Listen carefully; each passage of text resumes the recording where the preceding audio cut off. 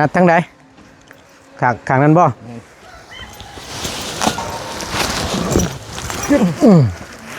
เฮ้ไว้อยู่นอกนี่เด้อจักหน่อยเด้อเท่าไรให้รอบนี้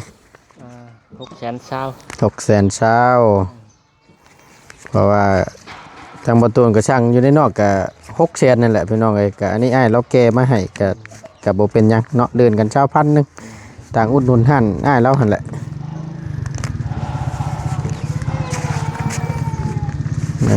2 3 4 5 6 620,000โอเคขอบใจหลายๆเด้อขอบใจคือกันพุ่นละไว้อยากไปเอาคนลืมนะเกิน บ่เอานะแบบว่าคือในหน้าไม้นี่เอาแบบไม้ก็เป็นลูกค้าผู้นึงป้าเอามาถามเครื่องตัวนี้เอาว่ามีอย่างแน่ให้ถามนี่มันมีอย่างแน่น้ำปั่นตัวน่ะเครื่องแล้วก็มะพร้าวมะแตงกระชายเย็นแล้วก็ชักเคียวตั้งคนที่ได้มะแตงสีชิวแต่ว่าชีซิวน้ำเพิร์กสีแอดชีซิวได้พี่น้องชีซิวว่าซั่นเงาะต้องลองไอ้จะกินชีไงเอาชีนี่ให้ก็ได้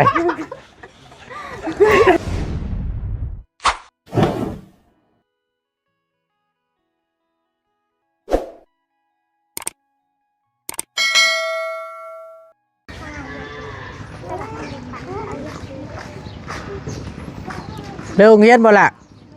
อยากเรื่องเฮียนเนาะโอ้ยผลทั้งพ้นก็ขึ้นโค้งเรียบร้อยเลยได้บาทนี่เริ่มแล้วก็ถือว่าเก่งอยู่ได้ไอ้เราก็ได้สีไม้ลายมือเนาะสร้างเชื่อมซับเอาเนาะเปิดคลิปเปิดภาพมีบัดนี้พี่น้องเลยทางบนต้นก็ได้ขึ้นมาทางบ้านเติมใหญ่อีกพร้อมนึงเนาะนำเสนอคลิปกับพร้อมกับห้านค่าน้อยเนาะอยู่บ้านเติมใหญ่น้ำปั่นบุ้ยน้ำปั่นบ่บรรยากาศเย็นบรรยากาศห้อนนะพี่น้องเลยกะเหมาะอยู่หรอกเนาะเอากราบทักทายสบายดีและสวัสดีพ่อแม่พี่น้องกันเบิดสุขุสุคนเนาะเดี๋ยวขึ้นไปเบิ่งทางเพิ่นก่อนปั่นน้ำปั่นเพิ่นเนาะอยากชิมอยู่ได้ทางเฮาก็ได้หมอยังเคยนี่อ๋อจนล้นเต้ยเหมาะอยู่หรอกนั่นแหละมักลายๆจังชั้นแหละเหนื่อยเนาะมักลายๆนั่นแหละมันจะได้กินลายอากาศถือว่าฮ้อนอยู่มื้อนี้ก็ได้พี่น้องเอ้ยทางบนต้นหาก็ขึ้นมาฮอดจอดถึง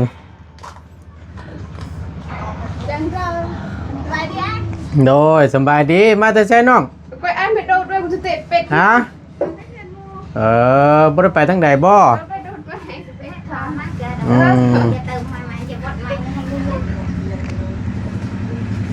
ให้จนล้นเนาะปิดพาจนบ่ได้อันนี้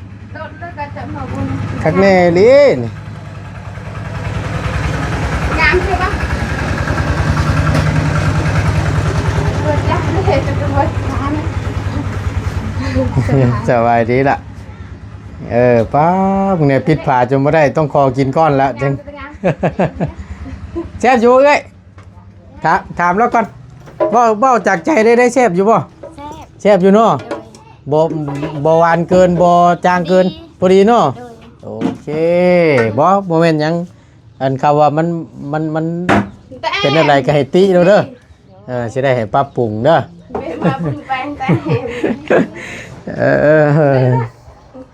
ไปจุดโอเคเข็ดไปได้ได้ไปบ่บุญโทรมาอย่างเด้บาดนี่พี่น้องเอ้ยมีสัญญาณจับบ่บุญเด้บ่บุญมันไปนับบ่ได้เด้อบ่บุญเด้อสัญญาณบ่มีอยู่บ้านเทิมนี่ก็ได้เนาะ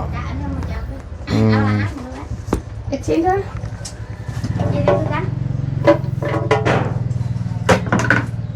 เผือกแมนบ่ตื่นเด้ตกใจเบิดพี่น้องเลยบ่สิไปเตะหมอแกงแล้วสิละเนาะนี่ ใช้หมอชื่อบ่นึกว่ามีอันแกงกบแกงเขียดนะ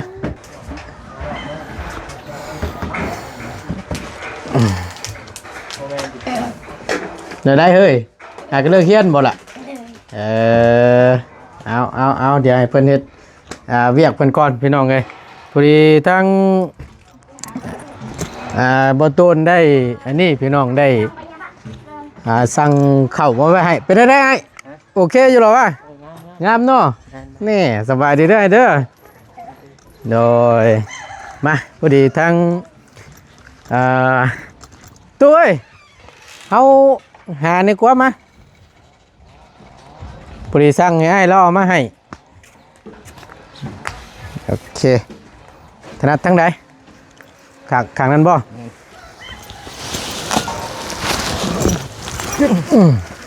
อเคไว้อยู่นอกนี่เด้อ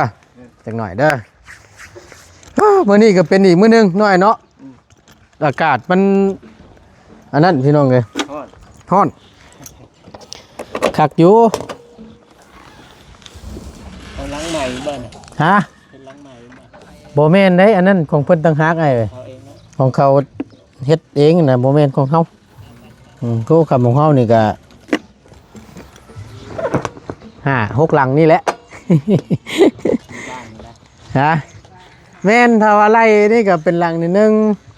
2 3แล้วก็4 หลังเฮือนมีตู้6 ปี5 หลังเฮือนมีตู้ยายจำปีเฮ็ดให้เราเท่านั้นก็บ่เตียงเพิ่นเฮ็ดนั่นหลังแล้วอยู่ในบ้านเทิมนี่ก็ได้ เจริญขนาดนั้นนี่ เริ่มเจริญแล้วแม่นบ่มาพี่ก็ได้หลายมาตั้งนี่ก็ได้พอดีสร้างข้าวมาทำไมแล้วคือเก่าพี่น้องหาเรามาส่งฮ้อนบ่ล่ะ มืดเลย มันมืดบ่โอ้ยเนาะมานี่ก็ได้มาเท่าไรไอ้รอบนี้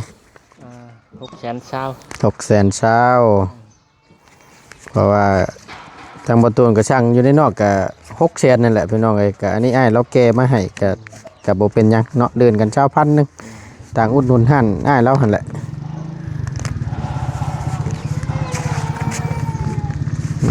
2 3 4 5 6 620,000โอเคขอบใจหลายๆเด้อขอบใจคือกันพุ่นละไว้มื้อหน้ามื้อในเดี๋ยวสิอุดหนุนใหม่เด้อหาให้เราประจำอยู่พี่น้องเอ้ยนอกกะรอบก่อนน่ะหาเพราะว่ามันบ่ไกลนะก็สิว่านี่ใกล้ๆนึงแล้วขี่ปืดเข้ามานี่กลับมาฮอดแล้วเนาะกลับมาฮอดกับพร้อมอันนี้แหละบรรยากาศฮ้อนก็ขึ้นมาฮอดเท่าก็ได้เมื่อวานนี่ก็ลงไปอันนั้นที่ว่าเฮาบ่ได้เข้ามาช่วงเช้านั่นพอดีลงไปพาวลงไปส่งสการทั้งพ่อเบาจันเพิ่นก็เลยว่าโอ้ยจังว่ายันเพิ่นคาเวียกเพิ่นลงไปฝุ่นก่อนแม่นฉะนั้นเราบ่อื่นบ่เห็นดอกเรามาโดยพอดีว่าเฮาก็ฟ้าวยันว่าบ่ทันน่ะนะเข้าใจอยู่เลยโดยก็เลยลงไปลุมพุ่นน่ะคิดในใจโดยก็ลืมบอกจ้ำเฮาก็ได้ ที่แรกก็ว่าสิเข้ามาตอนเช้าแหละพี่น้องพอดีตื่นมาผัดย่านบ่ตูนยันลงบ่ทันนะเพราะมันมื้อเดียวหั่นน่ะก็ได้พาลงไปพุ่นก่อนลงไปส่งสการทั้งพ่อบ่จันทั้งนี้ทั้งบ่ตูนก็ได้โจ๊ะก่อนนะพอดีแล้วตัวพอดีแต่ก็ได้ขึ้นมาแล้วก็มาซื้อข้าวให้นัดตั้งง่ายเราตอนเช้าได้เด้อว่ามันตื่นมาเบิ่งเวลาคงสิบ่ทันแล้วก็เลยว่าเอาเป็นมื้อใหม่ซะว่านะก็แล้วเสร็จสิ้นเป็นที่เรียบร้อยแล้วบัดนี้เนาะโดยจากใดก็ขอบใจได้หลายขอบใจเด้อเนาะเด็กก็จักจอกเคยเมื่อกี้นี่นี่มาให้ชิมบ่นึกว่าเผื่อนี่ยังบ่ได้ชิมเลยตั้งแต่เปิดห้านเด้โพดดอกเห็นว่าก็ได้เนาะเป็นเท่าใดก็ได้คักไหมขาตั้งเด้อไปเลยบาทนี่ขาตั้งไปอลาดแกญี่ปุ่นก็มันกุ้มไปมาลองดูยังบ่ได้ซิมเบิ่งอยู่ได้น้ำปั่นน่ะก็ได้ เนาะว้าวสิบ่คิดอยากปั้นให้ซิมเนี่ยบ่จักจอกจักใดเฮ้ย เห็นด้วยนะ ฮะ ได้ละ ไปขายลูกค้ามันก่อนเฉยไปเบิ่ง โอ้ย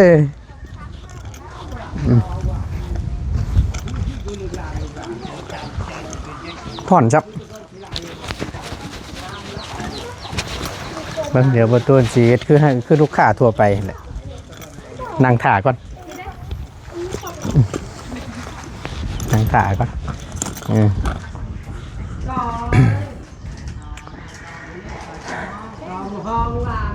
เอ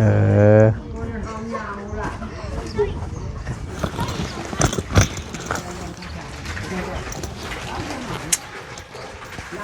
มีอย่างนี้ได้กินอย่างนี้บาทนี่แม่ค่ะชื่อน้ำปั่นนะกว่า ไอ้มักพงตะไร ในหมักพงตัวใดมีพงอย่างแน่สะแนะนำได้ คือน้ำออกเป็ด ลูกค้าเนาะเฮาเฮ็ดเฮากับลูกค้าผู้หนึงได้นี่ก็แนะนำให้มันมีอย่างแน่สั่นจะได้เลือกนี่ ก็ดีจักอีหยังได้เอาก็ลืมนะเกินจิ๋ว บ่เอานะแบบว่าคือในหน้าไม้นี่เอาแบบไม้ก็เป็นลูกค้าผู้หนึงป้าเอามาถามเครื่องตัวนี้เอาว่ามีอย่างแน่ให้ถามนี่มันมีอย่างแน่น้ำปั่นตัวน่ะ มีเครื่องแล้วก็มะพร้าวมะแตงกระชายเย็นแล้วก็ชักเคียวสิบัวนี่กูลืมแล้วจากอีหยังอีหยัง ตายกักหวานนี่พี่น้องเอ้ยแต่ว่าผู้เอามาจอดถามมันชื่อน้ำปั่นมีอย่างแน่เนาะว่าถามมาเดี๋ยวบ่แห้งแหละ เอากูให้เลือกเอา สีด้วยเนาะ มันก็แน่นอนนะมันต้องถามนี่คือเอ้ยบ่ได้เด้เนาะเด้อเพราะว่าแบบตัวนี้ชาเขียวได้เด้อชานุ่มเย็นมักตัวใดแล้วเพิ่นจังสิสิทำไมบ้านคือเจ้าบ่ได้มักแบบว่ารสชาติอันเจ้าบ่ได้ถามว่ามีสายยังไงเจ้าต้องสีนั่นสีนี่ก็เจ้ามัก เพิ่นแนมเห็นสิล่ะนี่ติตัวนี้ติบ่อันนั้นชวนนั้นต่างหากอันบางคนเพิ่นบ่ฮู้เพิ่นก็สิซี่ไปซี่แหละแต่ว่าเฮานั่นต้องฮู้สินค้าเฮาก็ต้องแนะนำให้เพิ่นบางเทื่อเพิ่นมาได้กินแต่ตัวนี้บัดทั้งเทื่ออยากลองตัวนี้ได้สับบ่กล้าบัดจักสิเอิ้นมันจักมีแม่นชื่อหยัง อ้าวเจ้าก็ชี้บอกว่า มีชื่อบอกอีก โดย แนะนำหน่อยว่านู่นนี่นั่นชื่อของอันน้ำปั่นหรือว่าผงอันที่ตัวคายนี่บางคนก็เจ้าจะได้หมกแตงสีชิวแต่ว่า ชีซิว น้ำเพิกสีแอด ชีซิวได้พี่น้องเอ้ยชีซิวว่าซั่นแล้วก็มีสีหยังอันนี้เพิ่นเอิ้นสีหยังนี่ สีแอด สีเอส โดย เอ้าบ่แม่นสีม่วงบ่ ก็ได้สิกล่าว สีเคราะห์ดีบ่แม่นนั่นเชื่อเกาะกันกระสุนเนาะ บ่ว่าบ่สิบ่เต้นเนาะ เนาะได้แล้วเพิ่นเอิ้นสีหยังเสียสีชมพูนี่ สีปูคือกัน สีชมพูคือกันแต่ว่าต่างแต่สีชิวนี้เนาะแล้วก็กับสีม่วงหัน โดย สี ขาว สีขาวเพิ่นเอิ้นเนาะแตกต่างกันอันนี้คือ แป้งก็กันฉลาด ภาษาทางบ้านเนาะมียังถูกกันอยู่2คนบ้านนี่เก่าโคงงอกบ่ตุนก็ได้เนาะ ตกลงไอ้จะกินสีหยัง เอาสินี่ให้ก็ได้ เอาสินี่เอาเจ้าปั้นมา ตามันนอน ไอ้ เถ บอก อะ คือต้องทำให้แสบได้เด้อ ก็คือปั่นตะเก้านั่นเนาะ ว่าไอ้คุณยันเจอปีนรถแล้ว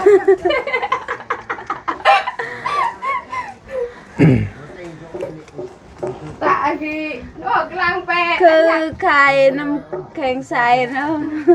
ลืมตรงอีก ขายน้ำแกงใส่ได้ขายได้ขายยอดน้ำแกงใส่กัน ไข่อยู่ ช่วงแรงบ่ส่วนหลายลูกค้าสิมากๆช่วงได้เหรอช่วงแรงๆบ่ ตอนเช้า ตอนเช้า ไอ้มาเปิดกับเปิดนะ ถามอีกได้นี่ เอ้า เอาเปื่อยอืม ชื่อมันอ่อนเลยบางคนก็จะมักเปื่อยเลย เปื่อยอีหลี โดยบางคนก็จะกับมักเปื่อยธรรมดา เออ เดี๋ยว เอาสันเนาะกะ ดีแล้วได้ขายน้ำแข็งใส่น้ ขายชาวนี้ได้จะกลับก็ ำหลายๆเติบบ่ จะว่าแซ่บได้ บ่ มัน แซ่บกว่าน้ำปั้นเลย โอ้หลายคนก็หลายแล้วแต่ผู้มักว่าซั่นซะแล้วแต่ผู้มัก ไอ้เมื่อวานทุกวันนะ กะธรรมดานี่แหละเฮ้ยหวานหลายมันก็ยังยันบ่หวานกินอยู่ เอาธรรมดานี่แหละถือว่าไล่ก็เกือบครบแล้วพี่น้องเนาะคอยเติมใส่กระต้มขนมมียาสะ คือแจ๊แซ่บแล้วคือกระโปรงแล้วก็เหนื่อยกับปั้น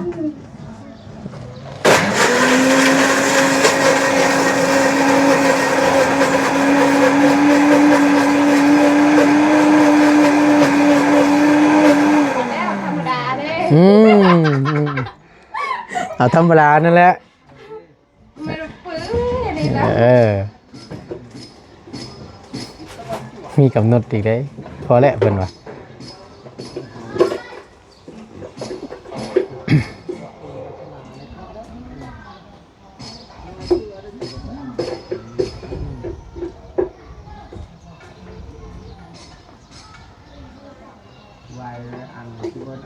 โอ้หลายเด้อเฮ้ยมวยมันลดบ่นั่น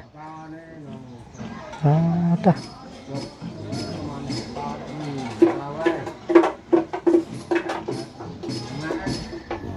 มาเรื่อยๆลูกค้านี่ก็เนาะช่วงกลางเว้นก็มีเนาะช่วงเช้าแม่นบ่ช่วงเช้าช่วงแรงเนาะ ชวนมองจะเลิกแต่โรงเรียนจังหน่อยเด้ แวะชื่อ นี่เฮาก็จังหวะนี่แหละเพราะว่ามันทางผ่านพอดีพี่น้องไปโรงเรียน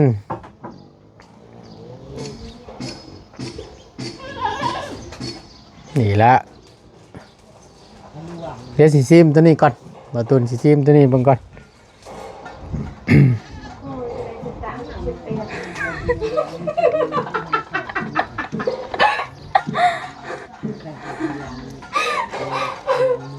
อย่างนี้ปันคือจึงว่าปิดยากแต่มันหลายโพดบ่ แม่นอ่ะ ฮะ แม่น มันเป็นอะไร คือเป็นปิ๊ก หมูอุปวาขายน้ำปั่นคือจะว่าเบิดเป็นเท่าไหรเลย เจ็บดอก มันเส้น แม่น โอ้ย แต่ ยัง เด็กอันผู้ใหญ่กินเส้นแล้วยังไม่แซ่บ โอ้ยตายแล้วบาดนี่เอ้า ปั๊บ ตะวันน่ะบอกไว้หน้าโคงไหน ฮะ ใช่ต้องเห็นตะวันบอกไว้เห็นไปแซ่บ ชิมเบิ่งใส่นุ่มให้อยู่บ่ปัน ใช่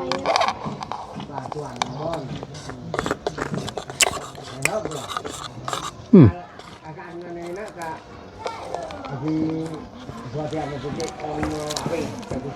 โอ้คุณน้องคุณน้องงอนพวกมันเย็นแห้งอะนะ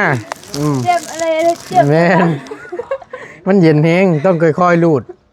ค่อยๆลูดค่อยๆจิบไป ก็ยังได้กินเป็นปังเถอะ ว่ะกินตัวกินไปได้ใช่ คือยานไม่มีกำไรแล้วบ่กินอด โอ้ยกับขนาดนั้นดอกเลยเห็นว่ากันเลยเนาะก็ชิมได้ก็สิเป็นอย่างนี้มันก็บ่ว่าสิ อ้าวบัดชิมเพิ่นก็บ่มีถูดมันไปกันลบ คันชิมแล้วชิมอีกชิมแล้วชิมอีกนั่นลุบไปนี่น่ะทุนหายกำไรฮดตัวนั้นนานๆชิมก็ได้อยู่ก็สิเป็นหยังมันก็บ่ว่าหรอกเนาะเห็นว่าก็ได้ เอาก็คือบ่กล้ากินขนมแซ่บนี่เราบ่กล้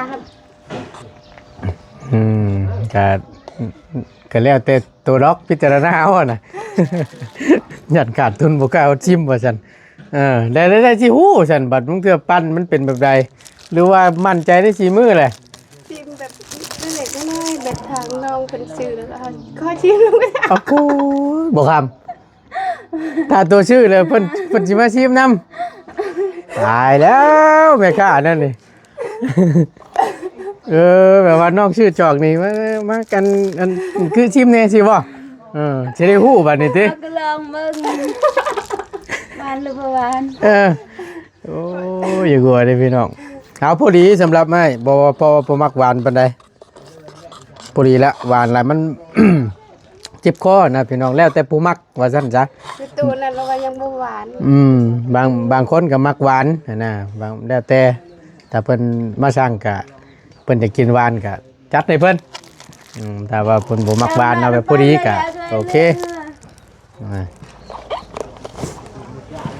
ไปนะ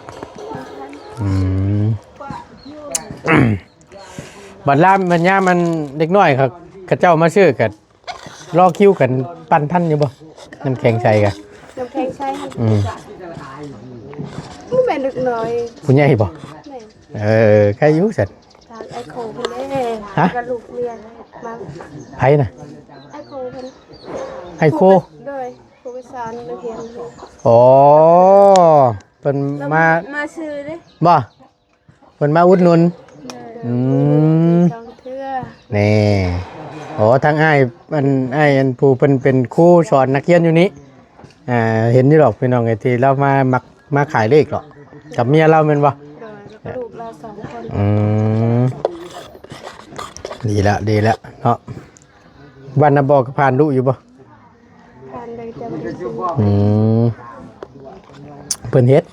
เพิ่นสิเป็นลมถ้าออกไปกินอยู่บนทางอยู่หน้าปากซอยนอกพุ่นเนาะเพิ่นสิตื่นอยู่ดอกจ้ะเป็นลมค่าควรพอแห้งแล้วเอาก็มีแต่ว่าถ้าง่ายซื้อข้าวมาให้1 กระสอบผู้ดีทั้งง่ายให้ทั้งง่ายเพิ่นแก่เขามาให้มาฮอดละเมื่อกี้นี่ก็ได้ข้าวสาร10 โลพี่น้องเลย600,000บ่ตูนชื่ออยู่ทางเข้าพุ่นนั่น600,000แต่ว่าก็คือว่าแหละทางมันยากทางบ่ตูนก็เลยคิดว่าลื่นกัน20,000นึงดอกง่ายแล้วแก่มาให้เฮาเทื่อนนั่นนะก็สิว่านี่ก็ได้ต่างอุดหนุนห้านอ้ายแล้ว600,000เข้าใหม่ เราเห็นหานใหม่เราสิปลูกเพื่อนใหม่ติ แม่นปลูกเฮือนใหม่ จะเพื่อน ก็เฮือนนำแล้วก็บวกห้านค้านำหั่นแหละเห็นอยู่ทางง่ายแล้วก็ปลูกอยู่บ้านเทิมน้อยหั่นแหละผู้เพิ่นมาส่งข้าวเมื่อกี้นี่แหละพี่น้องก็นั่นแหละเวลาก็เก็บออมรอมริบไปได้หลายๆก็จังค่อยขยับขยายออกไปอีกได้สำนี้ก็จะทูแหละเนาะค่อยเป็นค่อยไปเพราะว่าเฮาอนาคตข้างหน้ามันรุ่งแล้วก็เฮาก็จังค่อยปลุกไม้แล้วก็เฮ็ดมูลเลิ่น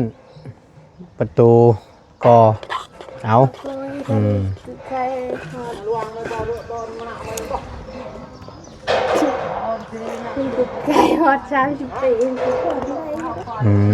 กับบ่เนาะคนเฮามันกล้ากายมันสิแน่สินอนเถอะวะค่อยเป็นค่อยไปให้แล้วขอแต่ว่าใจอดทนใจสู้ก็ได้แต่ว่าใจบ่สู้ใจบ่อดทนนี่ก็คือเว้าหั่นแหละถือว่ามาถึงจุดนี้ได้ก็ถือว่าโอเคแล้วบ่แม่นว่าเว้าได้พี่น้องเอ้ยอันเฮาแนมนี่ที่ยังบ่ทันได้ลงมือนี่ก็เปิดร้านค้าก็แนมเบิ่งก็ว่ามันสิใช้งบบ่หลายหั่นน่ะแต่ว่าบัดพอเอาคักๆแล้วนี่เริ่มนับหนึ่งไม้นี่จักอีหยังต่างๆเฮ็ดปุ๊กตั้งแต่ตั้งเสาบล็อกก้อนหนึงหลังคามันยังเบ็ดเช็ดเบิดในชุดนั้นก็บ่แม่นน้อยบัดนี้สิหางบซื้อเครื่องเข้าห้านบาทบ่แม่นน้อยอีกนะในตัวไล่เบิ่งคักๆเนาะเบิดบล็อกก้อนหนึ่งปูนชอบหนึ่งเททรายเล็กเพื่อสิเฮ็ดไร่นะเพื่อสิแล้วในห้านนะงบเขาห้านบาทนี่ซื้อเครื่องเขาห้านบาทนี่เบิดบ่แม่นน้อยอีกแนมเบิ่งนี่คือง่ายเห็นไหม ต้องมีเงินก็จะเฮ็ดได้ ก็บ่พื้นมันหั่นแหละเนาะคือว่าหั่นแหละบ่โตน่าเกิดมาฮอดเนาะฮอดบางช่วงเที่ยงนี่แหละเที่ยงบ่ายเข้ามาอากาศนี่ก็ร้อนมื้อนี้ก็ได้แวะเข้าหาน้องสายผ้าเพิ่น ไปผูกแขนเพื่อนนั้นไปร่วมยินดีขึ้นเพื่อนใหม่น้องเพิ่น แล้ว ก็ถามว่าแล้วคักบ่มันก็ยังอยู่หรอกน้องเอ้ยแต่ว่าเพิ่นแบบขึ้นเอามือเอายามมันซื่อๆแบบว่ามืองามยามดีจังซี่นะแล้วขึ้นให้มันแล้วเป็นพิธีแล้วก็แม่นจังสำบายแล้วก็ยังเฮ็ดอยู่พวกติดตากะลงกะโลท่าส่งท่าสีไปนำติดบานนำก็ยังอยู่เพื่อนน้องเพิ่นก็ได้ถือว่าเป็นอีกเคสหนึ่งว่าสั้นชาพี่น้องไงน้องสายฟ้าเพิ่นเข้าไปร่วมยินดีแล้วก็ขึ้นมาไปตอนนี้จะว่าคือจะมีลูกค้าเนาะช่วงนี้เนาะงั้นขึ้นไปอันนี้นี่ขอบบุญขอบคุณทางอันพระอาจารย์เพิ่นเนี่ยพอดีเพิ่นว่าสิเอาเข้ามาให้แต่เมื่อวานนี่คือบ่ตูนเว้าเนี่ยพี่น้องก็ได้เผาลงไปพุ่นก่อนตอนนั้นมันก็มือเรียวหั่นน่ะพี่น้องเอ้ยยันลงไปบ่ทันแล้วมันยะก็ได้ว่าเอ้าไปให้มันทันก่อนว่ะมันยังนั่งเผายังน่ะนั่งเผายังโตนั่งซื่อๆคือสร้างว่าแต่บัดนั่งชมใบยาบ่มาล่ะมาไปขอบบุญขอบคุณทางผู้ใหญ่เพิ่นแน่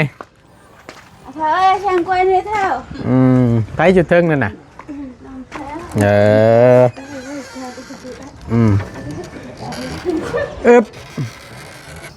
เปิดเบิ่งด้วยฮะข่าวอยู่บ่เอ้ย เดินไหนวะ จังว่า แขกไปเลย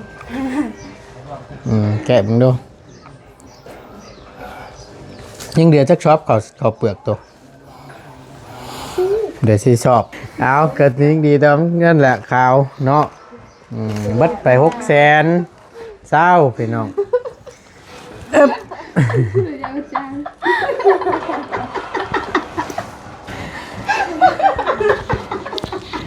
อันใดไปจอดตา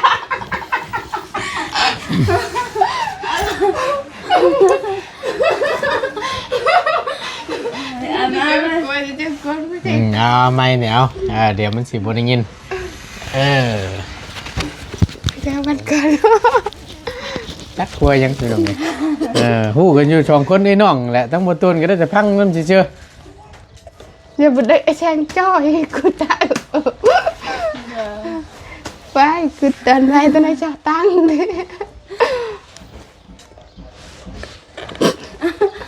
นั่นไปน้ำ จะเอ็มบินนี่เต้ เอาหัวแล้วหรอปะ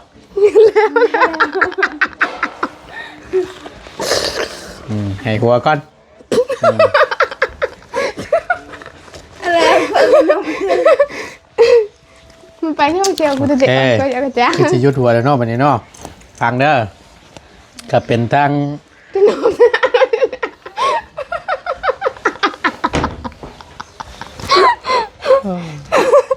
แม่นนั้น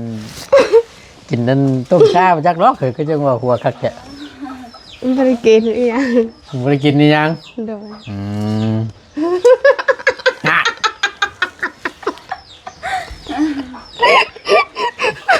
เลยดูจังมันผมเลยจะอ่านเรา เอาเด็ก ฟัง